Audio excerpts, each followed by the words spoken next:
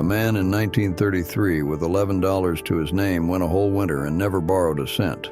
Ate well, stayed warm, wore the same boots 3 years and walked clean in them. And the family across the road, 2 miles off, with the same $11, was broke by February and begging at the bank by spring. Same money, same weather, same hard year. The difference was a notebook and 21 habits, and that's the whole story right there. Here's what those 21 habits are worth to you now, today, in real money. The average American household throws out about $1,600 of food a year, buys paper towels at $190 a year, pays for new clothes to replace clothes that had a year of wear left in them, heats 6 rooms when they sit in one. Add the small bleeds together, the coffee dumped after one pot, the jars in the recycling bin, the takeout because nobody knew what to do with a Sunday roast on a Tuesday, and a careful man will tell you it runs $3,000 to $4,000 a year, gone out of an ordinary house for nothing but not knowing what your great-grandmother knew cold, over a working life that's a paid-off house. They'll sell you a budgeting app for $9.99 a month to fix it, and that app is a 20-second habit you don't need. I'm Earl. My grandfather was Harlan, farmed a hard 40 outside Macon, Georgia, through the worst of it. And the man owed nobody on this earth a single dollar his whole life, which is more than I can say for most folks with college degrees and a leased truck. I keep his ledger. He wrote everything down, every cent, in a stub of pencil. And I've been reading off these pages for a while now. Today I'm reading the whole list, 21 habits, the ones he lived by, counted down. And the most important one I'm saving for last because he'd have wanted it that way. Number 21, the grease jar. You fry bacon, you pour the fat into a tin by the stove, and you cook with it the rest of the week. Harlan wrote, March of 1932, lard none bought, jar full. A pound of bacon gives you near a cup of fat that the industry would love you to buy back as bottled oil. Pour it warm through a bit of cloth into a clean tin, keep it cool, use it to fry eggs and potatoes and to start a roux. Free seasoning for everything you cook. Number 20, water glass eggs. Eggs keep almost a year sealed in a bucket of water and slaked lime, what they called water glass. The lime seals the shell pore and the egg sits there good through the winter. You buy eggs cheap when the hens are laying, you set them down, and you eat them in February when the store wants double. 1 crock, 1 box of pickling lime, and you've cut your egg bill out of the back half of the year. Number 19, reuse every glass jar. Every jar that comes into your house, the pickle jar, the jam jar, the mustard jar, gets washed and kept. Harlan had a shelf of them, all sizes, and they held nails and beans and leftover stock and buttons. You don't buy storage containers ever again. The store sells you the same glass with a plastic lid and a markup of about 400%. And you already paid for the jar once. Number 18, darn and mend. A sock with a hole in the heel is not trash. It's 10 minutes with a needle and a darning egg, which is just a wooden egg you slip in to hold the shape. A button comes off, you sew it back. A seam goes, you run it again. The clothing industry needs you to throw a $4 sock away over a hole the size of a dime, and a careful hand keeps that sock another 2 years. Number 17, sheets sides to middle. A bed sheet wears thin in the middle first, where you lie, while the sides stay strong.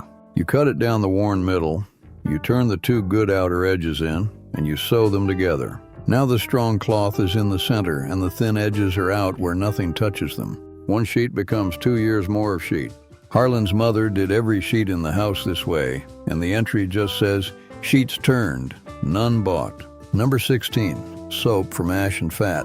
You leach lye from hardwood ashes by running water through them. You cook that down with your saved fat, and it sets into soap. Now, I'll say plain, lye is the one thing on this list with teeth. So wear gloves and keep it off your skin and away from children. But a house that renders its own soap from what it already burns and what it already saves buys no soap at all. And that was the whole point. Number 15, the kitchen staple garden. You don't need 40 acres, a pot of green onions on the sill, a row of beans, a tomato in a bucket. Harlan grew what the family ate most, so the cash went to what he couldn't grow.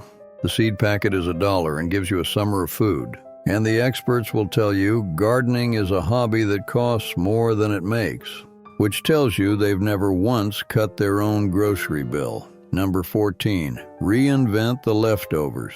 Sunday's roast is Monday's hash, and Tuesday's soup, and Wednesday's stock from the bone. Nothing in that kitchen got thrown out because it was a day old.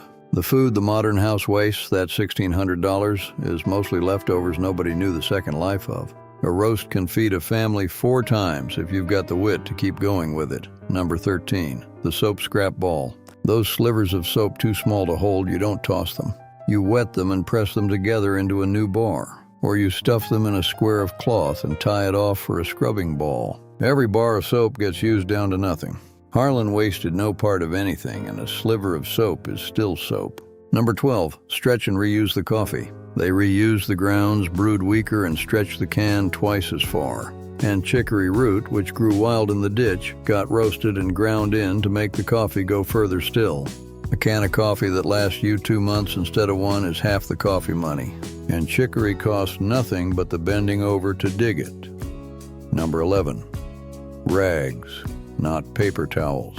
That $190 a year in paper towels I mentioned, Harlan paid none of it, because he had a basket of cut-up old shirts and feed sacks by the sink. And you wipe, you wash the rag, you wipe again.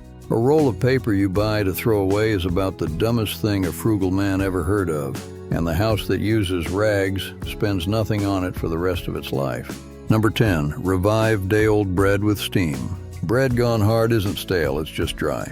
And a quick pass of steam, a sprinkle of water, and a few minutes warm brings it back soft as the day it was baked. You stop throwing out the heel of every loaf. Harlan's bread got eaten to the last crumb, and the crumbs went into the stuffing. Number 9. Render and reuse all fat. Beyond the bacon jar, every bit of fat off every cut of meat got saved and rendered down clean. Beef tallow, pork lard, poultry fat, and it cooked. It greased the pan, it went into the soap. The whole animal worked. The store sells each of those fats back to you in a separate jar at a premium, and you're pouring the very same thing down the drain. Number 8. The rag bag. When clothing was finally too far gone to mend or turn, it didn't leave the house. It went into the rag bag, and from there it became cleaning rags, quilt filling, patches, stuffing, kindling cloth. Nothing made of cloth ever got thrown away whole. There was a use after the use after the use. Number 7. Stockpile flour, salt, and beans. The dry staples that keep for years, you buy them in the big sack when they're cheap. And you've got a barrel of flour and a sack of beans and a box of salt against the lean months. Harlan, January 1934. Flour 50 pound laid in. A house with a full larder doesn't panic, doesn't pay the high price in a hungry month, and doesn't run to the store for one thing and come home $40 lighter. Number 6. Heat one room, close the rest. You don't heat the whole house in winter. You heat the room the family lives in. And you shut the doors on the rest, hang a blanket over the doorway, gather where the stove is. The heating industry would dearly love you to keep all 6 rooms at 70 degrees. And you're paying them to warm furniture nobody's sitting on. Number 5. The hay box. You bring a pot of beans or stew to a hard boil. Then you bury it in a box packed tight with hay or straw or old blankets. And the held heat finishes the cooking over hours using no fuel at all. It's a thermos the size of a crate. The food cooks itself slow while the fire's gone out. And the fuel bill is whatever it costs to get it boiling the first time, and not 1 cent more. Number 4. Bone and scrap stock. Every bone, every onion skin, every carrot end and celery butt goes in a pot with water and simmers down into stock that is the base of every soup and gravy. The store sells you that same broth in a carton for $3 after you threw the makings of it in the trash. Harlan's stock pot was never empty, and it cost the scraps that were leaving anyway. Number 3. Resole the shoes. A good pair of shoes is not done when the sole wears through. The sole gets replaced and the boot lives another 5 years. The cobbler did it for cheap, and a man learned to do small repairs himself. The whole modern game is a shoe glued so you can't resole it and have to buy the next pair. And Harlan's boots, resoled twice, outlasted a closet full of throwaways. Number 2. Keep the household ledger, every cent. This is the page I'm reading from, the book itself, the habit that held all the others together. You write down every cent that comes in and every cent that goes out, and at the end of the week you can see exactly where your money bled. Most folks have no idea where $4,000 a year goes. And the pencil tells you free. what the $9.99 app sells you a worse version of. And here is where I get to the part that makes my jaw tighten, because none of this was lost by accident. After the war, the whole machine turned, and the men who ran it decided that a household that fixed its own things and saved its own fat and turned its own sheets was a household that didn't buy enough. General Foods and Procter & Gamble didn't want your grease jar. They wanted you buying Crisco and bottled oil. Scott Paper ran the campaign that taught a generation a rag was dirty and a paper towel was modern. And they were right that it was modern meaning you pay forever. The shoemakers went to glued construction in the 50s so you couldn't resole, by design, sealed shut. Home economics, which taught girls to turn a sheet and water glass an egg, got quietly stripped out of the schools and replaced with nothing. Because the National Association of Manufacturers and every advertiser behind it understood plain that a thrifty woman is a poor customer.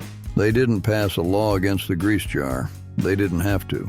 They bought the magazines and the radio and the school books, and they sold a whole country on the idea that doing for yourself was shameful, backward, poor, and that the proud thing, the up-to-date thing, was to pay a stranger by the month for what your grandmother did for free.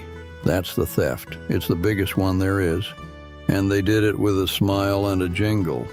And they're still doing it. Now I'll be straight with you, because Harlan was. Living all 21 of these is work, and it's not for everybody. And some of them want a skill you'll fumble the first few times. The one with real danger in it is the soap, the lie. So wear gloves, keep it off your skin, and keep the children out of the room. That's the only hard caution on the whole page. Number 1, the rule the whole ledger is built on. The 4 lines Harlan wrote on the inside cover and lived every day of his life. Use it up, wear it out, make it do or do without. That's it. That's the master habit. And every one of the other 20 is just that sentence put to work on a sock, an egg, a bone, a boot. A man who lives by that line owes nobody and fears no lean year. And they have spent 80 years and untold millions teaching you to be ashamed of it. So tell me where you're from and what your own family did. Did your grandmother turn the sheets? Did your people keep a grease jar? What's the trick that came down to you that I didn't put on this list? Put it in the comments, because half of saving this knowledge is you and me writing it back down. Next time I'm reading the page on the foil and paper radiant barrier, the thing they buried that keeps a roof from cooking you all summer for a few dollars. It's on the page. I'll see you there.